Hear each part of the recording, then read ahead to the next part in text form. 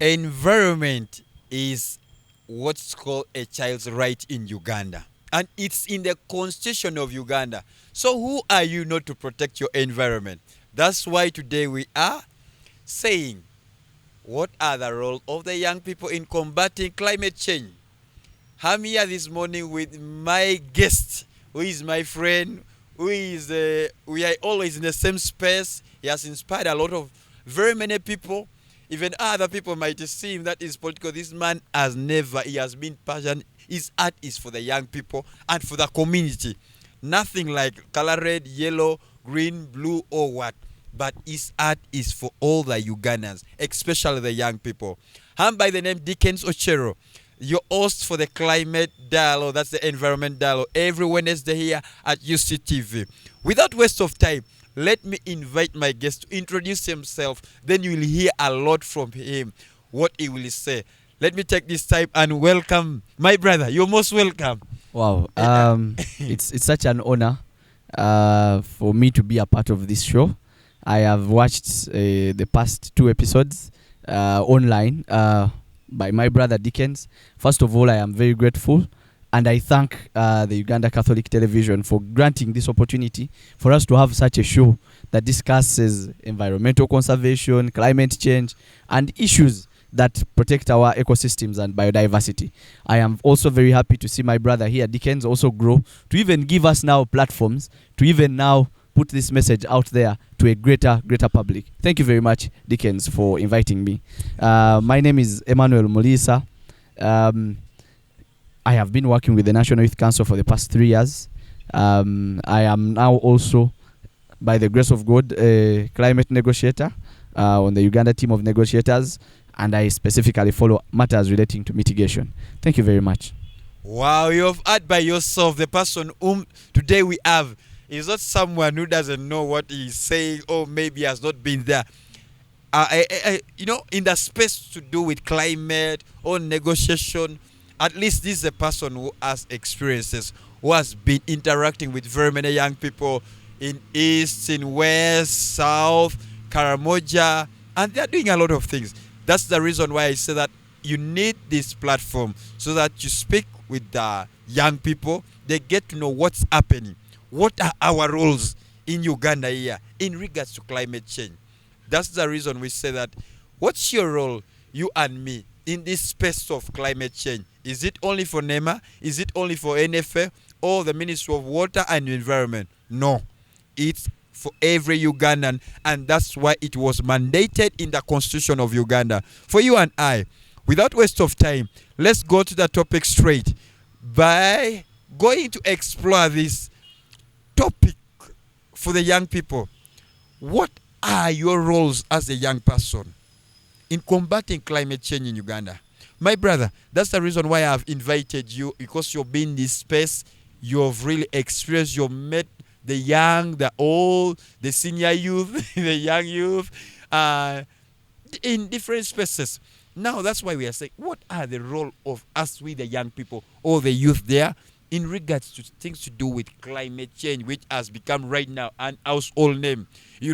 With every time scenarios, things are happening in our country. The flooding in Bududa, we have the rising of the water level in Lake Victoria, we have right now the Chitezi issue, which all these things are happening in our country. And as a young person who is down there watching us, want to know what are the roles of the youth? What are my role as a young people in regards to climate change? Thanks, my brother.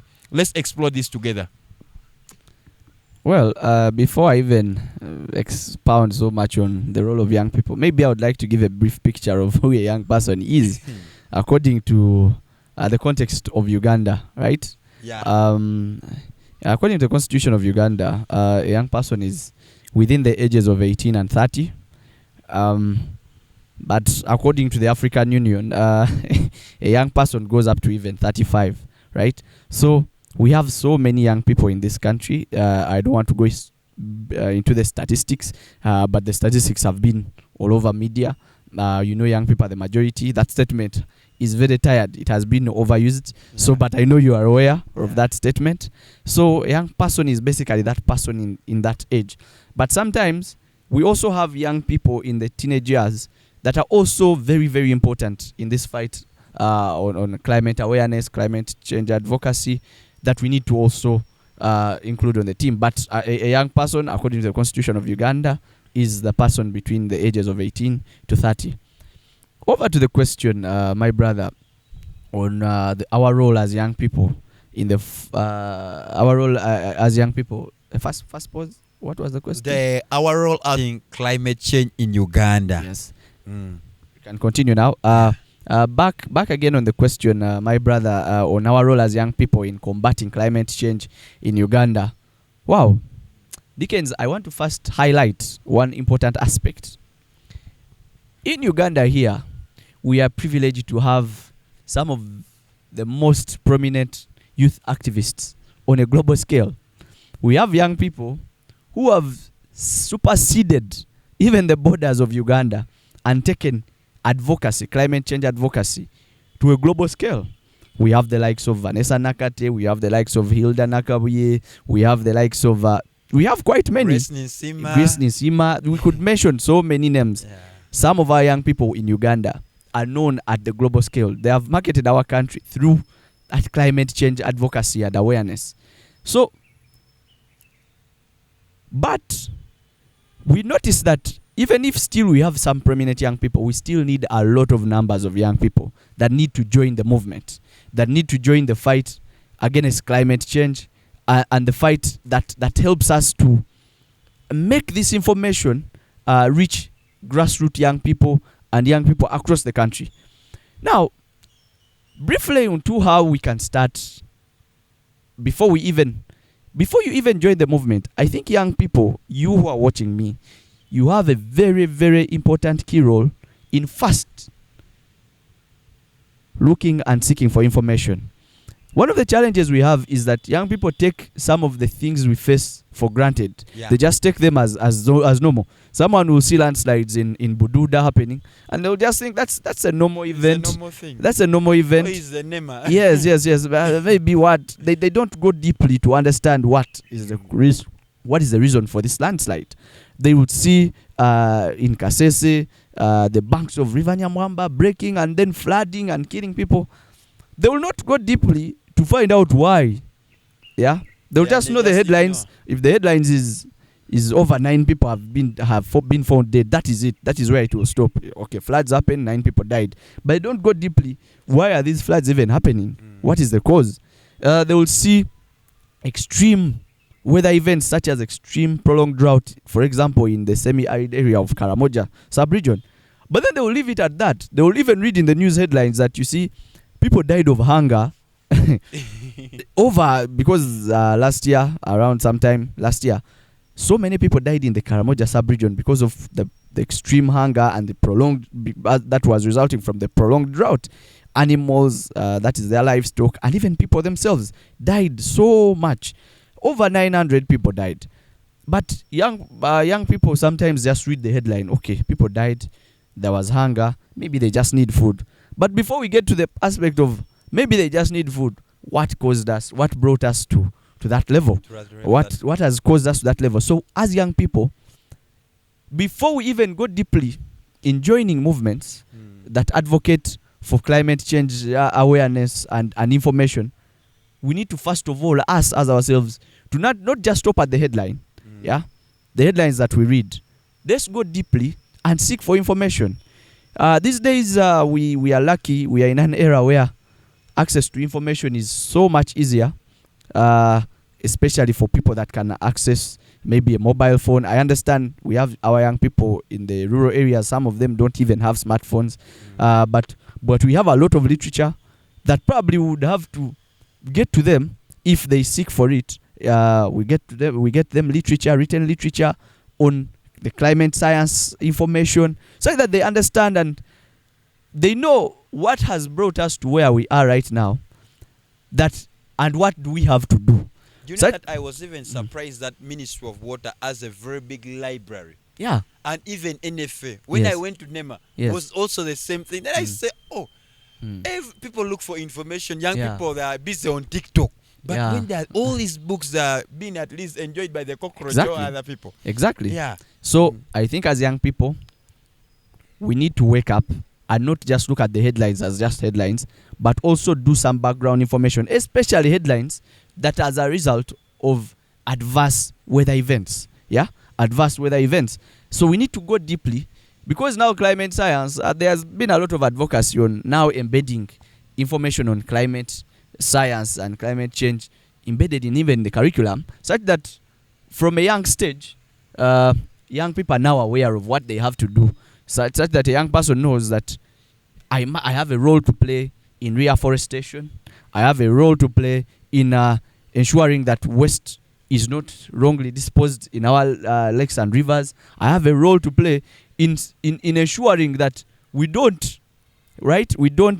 settle in or reclaim land in a swamp and stay there. I have a role to play in ensuring that if we plant trees, we ensure that they grow. So when that kind of information is embedded in the curriculum, and when we seek for that information and not just stop at the headlines that people died of hunger, people died as a result of floods, people were buried by a mudslide or a landslide, when we go deeply and say, okay, let's not stop at the headlines, what is the cause of this and how can we stop it from ever happening again, then that is the first role we have to play as young people. That is our first primary mandate, that these things are happening. Climate change is not just in Uganda, it's a global aspect. It's a global issue that needs urgency. When we start at that part, that is the first role we have to play, and that is seeking information, because that information will now inform everything else that we are going to address in this interview. Thank you very much. Wow. You've heard how he has brought out the background, why you always ask yourself, why do Ugandans go for COP29? Oh, why are there like 600 people going to represent Uganda? That's too much. You know, we are full of lamenting. I told young people we should stop being in the book of lamentation and we go to the book of action. That's the reason why he's here. So according to that, my brother, that you have shared about your young people looking for information and all that, we have been seeing these young people concentrating more on TikTok, doing more of TikTok videos because they want to be TikTokers. But how can these young people really change this dynamic of doing things which does not benefit like themselves and the environment that they're staying in, and doing things that at least it creates what's called advocacy, it creates things to do that knowledge sharing, things that at least someone can raise an awareness, then they know, wow, there's something happening here, we need this help. Because you have had people always crying afterwards government to Yambe. I was just surprised with when I was listening to news, is it this week or yesterday, when they were telling me that there are people also, the young people, who are taking advantage to go and be the Chitezi victim. And I said, come on. Because they heard that the president has issued a statement that people who are victim of cheaters should get 5 million and the one who are injured should get 1 million. And you find that these young people are going and the police was complaining that young people should stop that. So how can these young people really use media to impact really our part of Africa or impact our environment? How can they use really media? How can it really? First of all, just out of my time. Yes. First of all, I was in Chitezi yesterday, visiting some of the affected communities. I want to first of all send my humble sympathies to all the victims, to all the people that lost families, that lost livelihoods as a result of the wasteslide that happened in Chitezi. I was there yesterday, saw the situation, and moved around. And I call upon the government to give them the urgent help they need and the urgent resources they need such that they recover from that disaster. Wow. Back again to first of all, you've mentioned the aspect of the social media advocacy. And the young people are all over social media. Yes. That particular aspect, I don't want to push it so much on the young people. Yeah. Policymakers, people with information, people in the academia, people in the media, we also have a role to play to help these young people.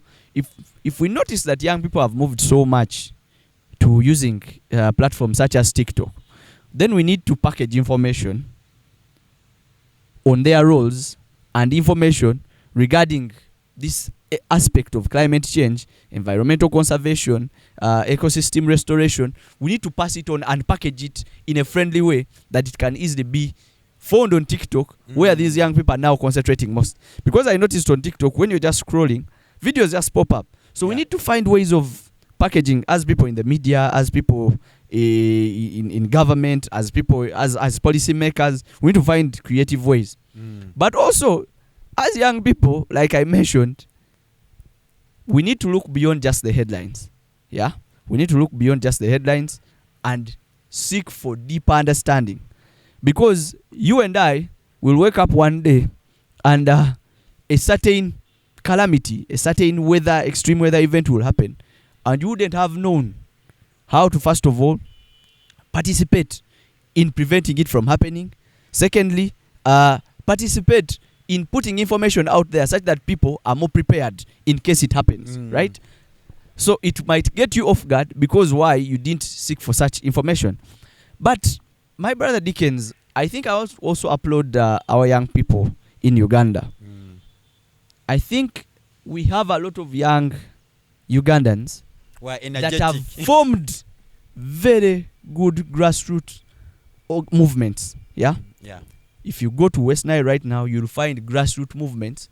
Young people that are now starting to mobilize among themselves, organize themselves, acquire information, and now start participating in disseminating this information on climate awareness and advocacy among the areas where they come from.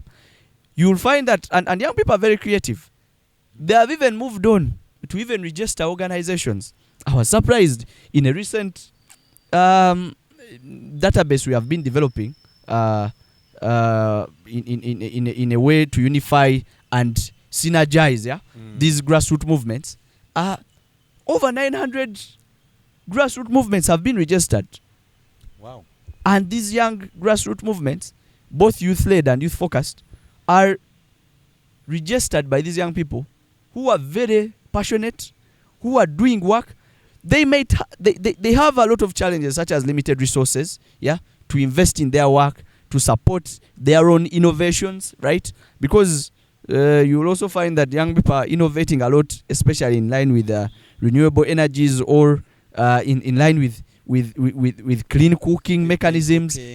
So you'd find that young people are also participating in that, but they have limited resources maybe to scale their projects but I would say I want to commend young people. In Uganda, we have a lot of grassroots movements. You go to Teso sub-region, you'll find them. You go to Karamoja sub-region, you'll find them. And they are grounded. They are participating in disseminating information. They are participating in educating their peers. I want to upload those grassroots movements. I want to implore funders and financiers and supporters that are out there, because I know this show will be watched by people even beyond the context of Uganda on a global scale. I want to implore you that please visit Uganda, especially if you're looking to support grassroots movements that are advocating for especially climate change mitigation, adaptation in communities, building resilience in communities. To come down to Uganda, you'll be shocked at what amazing work young people are doing. Thank you very much, Dickens. All right, my brother, you hit on really the youth organizations, the youth coming up together to do something or registering their organization. Now, this brings to my understanding, or this gives me a question that, most times when you go like to the government, you go maybe to the donors, they always say the youth are disorganized. The youth are not organized. But when there is something which the youth are trying to do. Now, how can we help this youth? Or how can, maybe let me say, use a docket like National Youth Council, which is a registered and non-body in Uganda. How can they help really these young people? Because I know that a young person is there and say that really, I've been trying to see a way how I can tap opportunity. Maybe I have my organization. They are trying to do briquettes making. They are trying to do maybe something to do with the renewable energy innovation. But I want to find maybe an organized group where I learn, I do this. How can this youth really tap this opportunity? Or maybe what is National Youth Council doing in that docket? Maybe streamlining these young people so that at least they be organized, that they are able to tap these resources and these opportunities, like the conferences, which I know that you've attended, so like the ELCOIC conferences, the negotiators training conferences, so very many conferences that they know that they can gain knowledge. As you say, that knowledge is one of the biggest problem in this country that the young people really have failed to acquire, and due to ignorance they make them to do other things which are not in line with the agenda of climate change. So what can we do really? What is the National Youth Council doing in regards to help these young people? Thank you very much, my brother Dickens. I want to first give context. I think over the past 6-7 years, we have had some prominent youth organizations come up, especially in line with the climate change advocacy and awareness. We've had them come up. But I would say in the past, we had a lot of young organizations coming up, but they were more like competing against each other, right? They were more like competing against each other. Each one was just working in their own, on their own projects. They were more like, there wasn't so much synergy. But I want to commend the current environment, of youth organizations that are in the climate change space.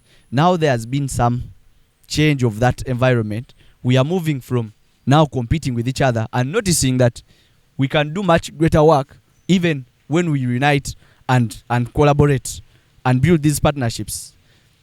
Now, as a National Youth Council, we are leading, and we are in the final stages, working with different youth-led organizations, youth-focused organizations, in forming a unified front.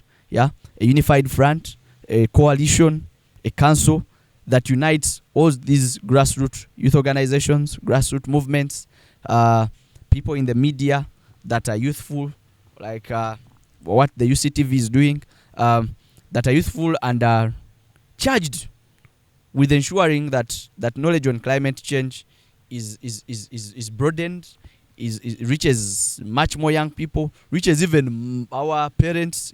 I don't want to focus, because they are also our parents that we can help as young people to inform them, right? Our parents might not be as energetic as we are, but we also have a role in helping them understand and communicating some of these messages to them. So our role as young people doesn't only stop with informing fellow young people, but we also have a role to just help the entire community in general, vulnerable groups and other vulnerable groups, the elderly and all that. So we are in the final stages of unifying that front. Because when you go to the government, there was always a problem of this youth movement comes and it wants support. It wants them to be supported in some way. Just as they are walking out of the door, another youth movement walks in, with the same requirements, with the same talk. So even as government, they would always want and say, now who do we help? Who do we help? This youth movement, this youth movement has just walked out, another one has come. So there was always that problem of lack of unity among youth movements that are in line with climate change advocacy and awareness in Uganda. And right now, I would say the environment has improved greatly.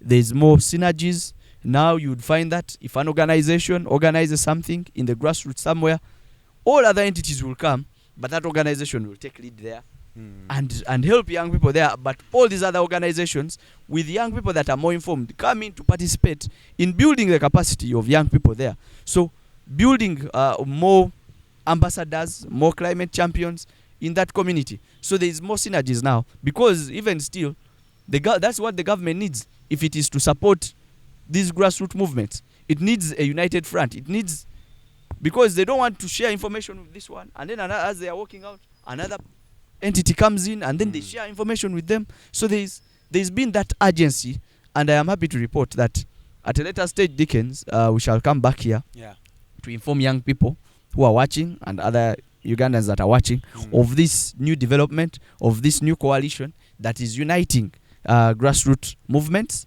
youth-led and youth-focused in the fight against climate change, because that is what we need. There has been steps that have been taken, and we are happy to report that in the very near future we shall come back here for young people who are watching this show to even get more acquainted with this information. Even those that want to get more acquainted with this information can always reach out to UCTV. I think they can always inquire from Dickens or on the show numbers that are there, that are provided in case they want to reach out. And then they can always get in touch, and then we see how to now get organized in a much, much better way.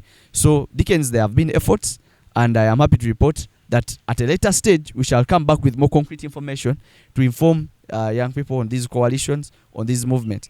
Because if we are to work with the government in a much better way, we need to also have a greater voice. It's not just about getting information from them, but even us to make recommendations as young people, to government, to make recommendations in a much, much greater way, such that the government listens. Sometimes the government makes policies, of course. Of course, it's the main policy-making organ. Later we start crying. Yes, and later on, because we did not have very good representation, we did not have a united youth voice to give recommendations on how we think some of these policies in climate change work should be addressed, or some of or even help government achieve its nationally determined contributions.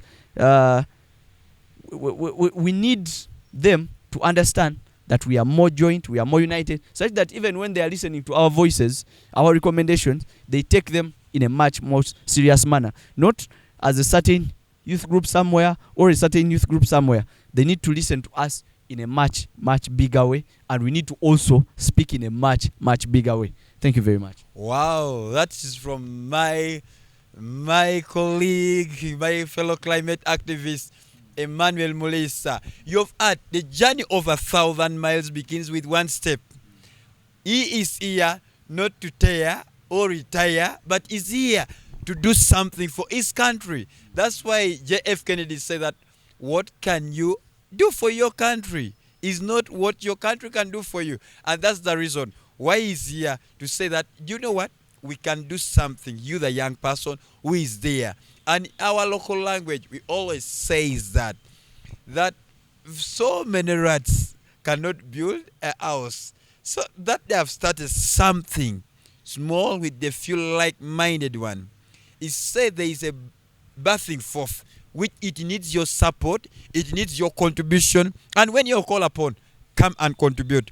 Let me just have a short break, then we shall be back. Then it will take us into the policies. What are the young people coming up, or the conferences, or maybe the available opportunity a young person can tap, so that you can join the movement. Thank you very much. We shall be back.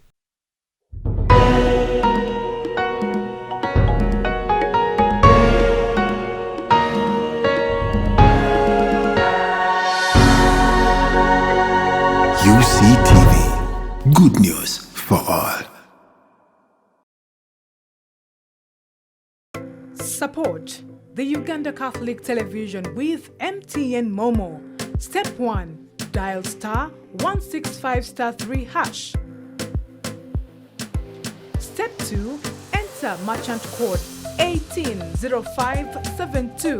Step 3. Enter any amount from 500 Uganda shillings. Step 4. Pay using MTN mobile money. Step 5. Enter PIN code and send. Step 6. You will receive a confirmation text for supporting the Uganda Catholic Television. I am Father San Augustine Masbreka, bring you inspiration quotes on this Youth TV, and don't miss good news for all. Thank you. Ronaldo down in the area, penalty! Don't miss the Sports Link on UCTV. Catch us every Monday to Friday from 3:30 to 4:30 p.m. as we take you into the thrilling world of sports in football. And Messi! Thuram! Mbappe! Saka shoot, deflects in, Arsenal have the lead! Netball, Nasanga taking the shot. And look at that exceptional steal. motorsports,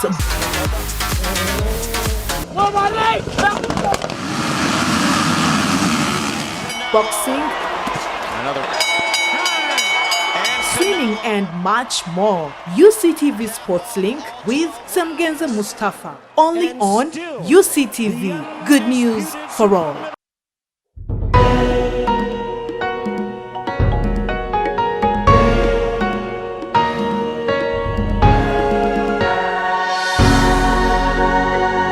UCTV. Good news for all. Well, be back for the second segment of our environmental show. We are still here with Mr. Muliisa Emmanuel. He's still taking us, he's still exploring the diversity opportunity for the young people. He's still telling us what are the available golden mine in your place, because sometimes you might be seated there and you don't know that there is an opportunity for you, and you think that government is doing nothing, the young people are doing nothing. But when there are things happening, people are mining the gold, people are tapping opportunities, people are contributing to the national development of our country. But you who is there, what are you doing? Please stay tuned as you listen to Emmanuel Muliisa taking us to the diverse policies that are in place for the young people, that protects the young people, that really encourages the young people to do something for their country. So my brother Emmanuel, you have talked about the policies that are in places, that the young people can contribute. Like you say, that sometimes the young people that sit back behind and they wait for the policymakers, their members of parliament, to go and pass the policy, and later when the policy starts squeezing them, that's when they will feel the impact and they say, so honorable so and so went and he had to second this and he had to pass this when this thing is not right, without them knowing that they have the right, sitting down maybe with a knowledgeable lawyer, a lawmaker, share their thoughts, coming with a composition, like a position paper, and present it before parliament. And the government is ready to listen to, because that's the reason why we have committees in parliament. We have different sectors also who can help, and even law body like FIDA for consultancy. And also we have experts who are willing to welcome the young people. But I think that most of them, they are there with this knowledge, they are dying silently without knowing where to go and who to go to. Please tell the young people. Dickens, my brother, thank you very much for that. I want to re-echo a point I started with, that it starts with us trying to, as young people, trying to seek for information. Like, we shouldn't just look at headlines, but go deeper and understand what is the cause of where we are, what is the cause of the headline, and how can we prevent such a headline from happening again. So it starts with us trying to look and seek for information, because information is there. It can be accessed online. It can be accessed if you're interested. You can always visit these policy organs. You can always visit the Ministry of Water and Environment. You can always visit NEMA and seek for information. Regarding any clarity that you need on especially different policies.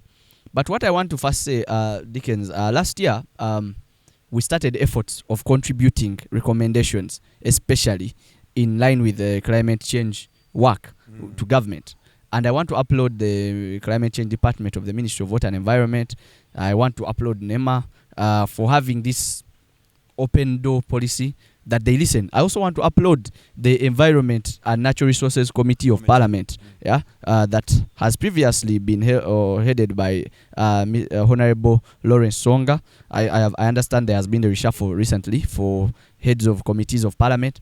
I am yet to now seek for audience with the new current head of the Environment and Natural Resources Committee, but we upload such committees that have always had this open door policy, receiving recommendations from young people.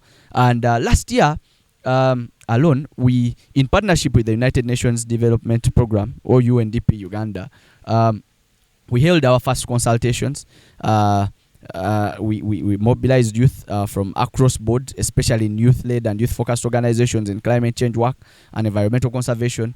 And we held a training, a 3 days workshop that that was mainly supposed to teach them on what happens in international negotiations, COP processes, or even how does the government build policies. So even still, to inform them on what policies exist in Uganda, for example, like Climate Change Act that was recently enacted in 2021. So we held such a meeting, a workshop that trained them on that. They were trained on what happens in negotiations. We always hear about the COP processes, the COP that usually happens in different countries, but happens every year. So those international policy making organs that unite countries, because remember, since climate change is a global issue, there is need for multilateralism. No country can solve climate change issues single-handedly. I'll give an example. If the Amazon forest is cut down in Brazil, it is not only Brazil that is affected. Even us in Uganda, we are affected. So there is need for joint efforts. If something wrong happens to the River Nile in Uganda, it is not Uganda that is only affected. South Sudan, Egypt will all be affected. So there is need for multilateralism and working together as countries and dialoguing constantly to have this to have a joint front, but also to provide checks and balances as countries. For example, initially, countries in the global north that depended so much on fossil fuels and the burning of coal as a source of energy would always do that, and nobody checked them. But we later on realized the global warming was happening, the temperatures on Earth were increasing, and no one was checking on the activities of these countries. So that is why we have now the COPs that are happening, mainly for us as different countries to sit together on the same table and check on each other and say, you are doing this, I think we need to agree that probably you shouldn't do this in this way, but let's do it in this way. Let's invest more here. Let's support each other here in this and this way. Let's incentivize countries that are being affected with much more bigger losses and damages in this manner. Let's provide this kind of financing and let's reduce our emissions in this and this way. We all do that on the same round table, and that is the reason why we have such international policy making organs, to check and balance each other, to provide accountability to each other as countries. So now, last year in that training, we had young people for the first time coming together to develop recommendations that, you see, as our country, Uganda, before you even go to negotiate at the bigger stage, these are our recommendations, first of all, in the context of Uganda as a country, in line with the different thematic areas, the mitigation, adaptation, climate finance, to mention just about a few. But we had to take young people through a training, and then later on young people developed recommendations in line with each thematic area. Now, these recommendations, for the first time, were received in a much bigger way by our Ministry of Water and Environment, Ministry of Energy, even the Office of the Prime Minister was represented in that meeting. So we had to now present them in a much bigger way, and I thank the Ministry of Water and Environment for having that open door policy. I want to also applaud the national negotiators who also, as they were developing the country position, they put these recommendations in consideration. So that was a big step in the right direction. Same thing is going to happen this year, but we need to do it in a much bigger way. This year alone, there have been regional consultations already happening. Last year, the consultations were only here. We invited young people from across board, but only convened here. Now we had to put it out there, go to the regions and hold consultations in there, especially through the ELCOI conference that is happening soon. But we've had regional consultations through the local conference of youth that has been happening. One has happened in Kasese, one has happened in Soroti, one has happened in Arua, another one is happening in Gulu very soon. So that kind of consultation is broadening. And as we move forward, these consultations will even be now considered in a much greater way, because now they will be representative of voices of young people across the country. We also want to put it out to the government to now, just like the way they've been supporting this work, opening their doors, because even before we do the consultation, we have technical people from government, from the ministries, Ministry of Energy, Ministry of Water and Environment, the National Environmental Management Authority, coming in to build capacities of these young people, to know what is there and what has been done so far, and to know what has to be done. So young people have to develop recommendations in line with what policies exist, because you can't make a policy recommendation before you understand what are the gaps in the existing policies. Yeah, what are the gaps in the existing policies, or what is lacking for us to have these implemented, right? So we have a role to play in the implementation of the policies, but we also have a role to play in first understanding these policies. So we had young people pushing for those recommendations, and they were received, and then they were also included in the general national position. Dickens here mentioned in his when he was asking me a question, he said last year alone we had over 600 people go to the COP. Yeah, 600 young people go to the COP. It was a constant for all Uganda, and it made headlines. It made headlines. Yeah. I would look at it this way. Just like I mentioned, the COP is a convening for not just governments, but it's also a convening for international organizations, NGOs, civil society organizations, philanthropies. It is a convening for so many people that are there to support work in climate change, advocacy, and awareness. Financiers. So most of these people that were accredited to go are young people who have organizations, both grassroots and regional organizations, that are doing work in this kind of work. So most of them, I would say, were supported by government. Government doesn't finance them to go. No. Government just gives them, just owns them and says, these are Arab people. We accredit them, allow them to access this conference. So that is mainly what government does. And I would applaud government. Last year alone, it owned up to so many leaders of different organizations, young organizations, that had the opportunity to go and met on the sidelines of this conference, and met these philanthropies, met these NGOs that support work in different countries, and they had the chance to pitch their work. Because once you meet these people and pitch some of the work you do, or some of them you just even meet them in the corridors as you're moving within the conference, they are always there, easily accessible. You can always request and pitch your idea in, say, probably 5 minutes. Yeah, you can pitch your idea, and you never know, it could attract the financing you need to come and support your communities down here in Uganda that are affected by the adverse effects of climate change. So I want to applaud government for owning up Ugandans and saying, okay, let's accredit you, please go.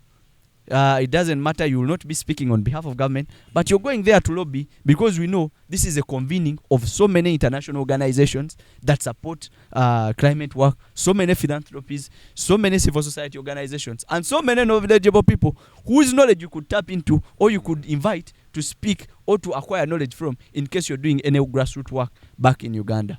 Thank you very much. And before going into another question, I want you to tell the viewers there, because they think that maybe the government invest in you, give you all the money, and you go and discuss everything about environment. They don't know that there are different thematic areas that someone say that since I have knowledge about adaptation, these are the things that maybe I'm going to negotiate about adaptation measures.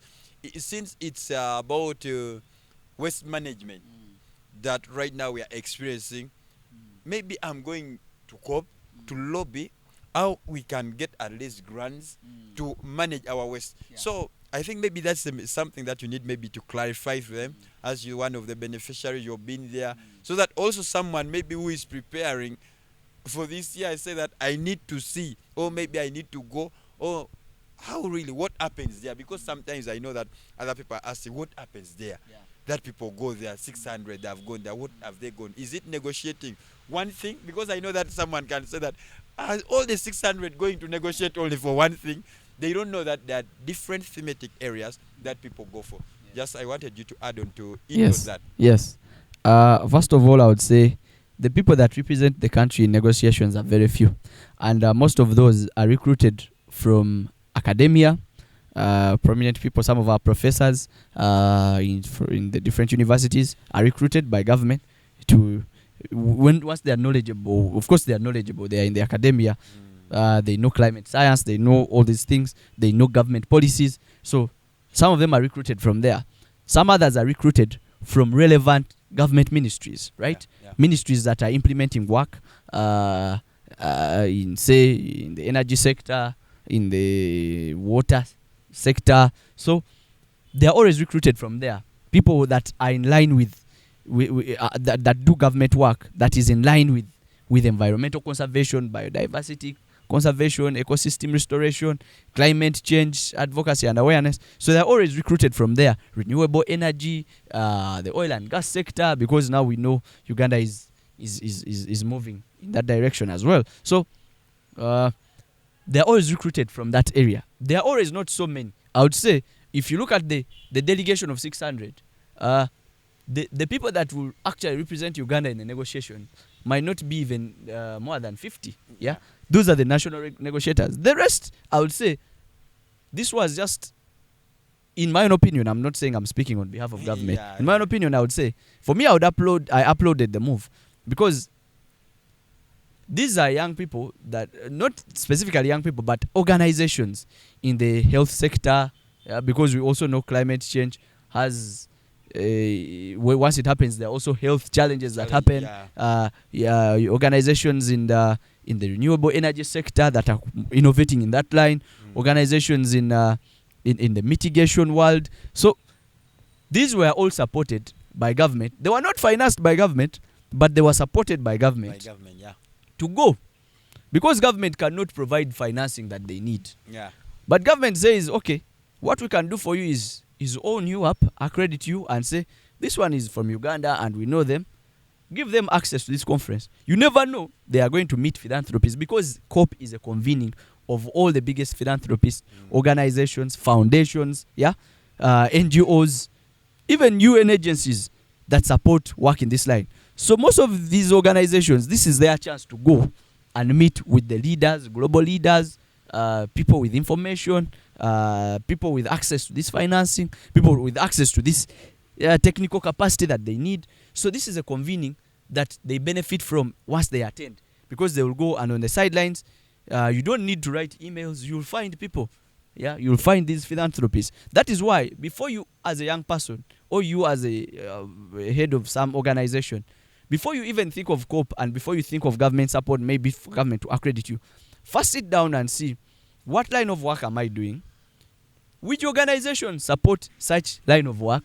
Do a background research, right? Such that you don't waste resources to go to COP and you come back with bare hands. Once you do your background work, and by the time you go to COP, you already know which are your areas of interest, right? Which are your areas of interest?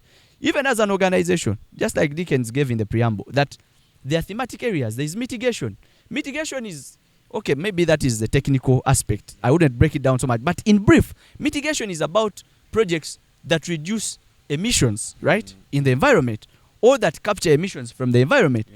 Some of you do a lot of tree planting. You never know where it belongs. Today I want to open your eyes. That is mitigation work, because trees capture those greenhouse gases, right? Yes, and capture them from the environment, right? So some of you do a lot of tree planting, but if you were to speak about it in a more technical way, it is mitigation work, right? There is work in adaptation, adaptation. For example, we know that some of these challenges are with us, but how do we adapt and live with them and survive through them? So adaptation involves some of the climate smart agriculture, right? That you need maybe some technology that can inform you that maybe the seasons have changed and this is what needs to be done. Agroforestry, and also early warning systems, right? Things that can inform you of weather patterns and weather changes, because the times have changed. So I wouldn't. My dear viewers, the young people who are there, I know that the youth, the senior youth, they are also watching this topic. And also experts, or the technical people, whom we call them, that language, who know more about what we are speaking in regards to climate change, to our environment. You have a lot. And that's the reason why Mr. Emmanuel Muliisa is taking us through, exploring for us available opportunities.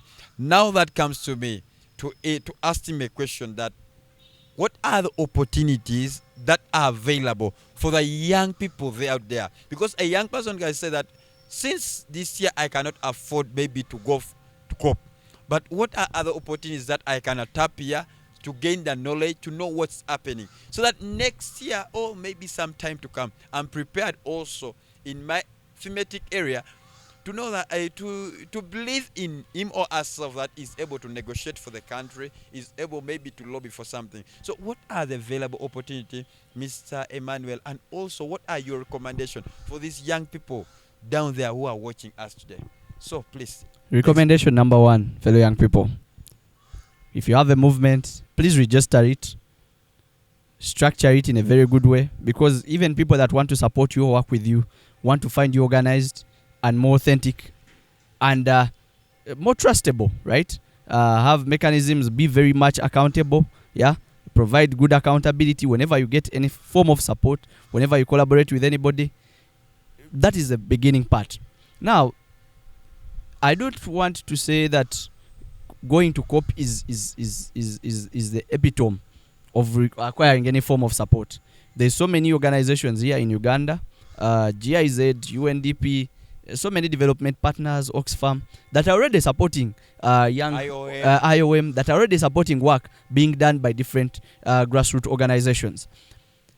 If you organize yourselves in a better way, you will tap into the opportunities and the financing that these provide, the financing and technical capacity that they provide, because already some youth organizations are benefiting from it. You just need to be packaged in a much better way and then approach them. If you look organized, if you're more structured and more accountable, they will work with you because they are already doing that. They will provide resources for you, and then if you have a good project that is worth supporting, they will support it.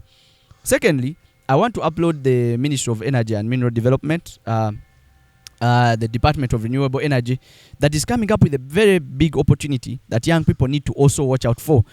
Dickens, you understand that most of our rural areas depend largely on wood fuel as a source of cooking. Yeah. But there has been a movement that has been started by the Renewable Energy Department of the Ministry of Energy and Mineral Development that young people in the grassroots can tap into. Yeah. There's a lot of new technologies that are being brought into the countries that are seeking to replace the use of firewood that has been causing a lot of cutting down of trees in our rural areas. So there's been a lot of technologies, there's a lot of trainings.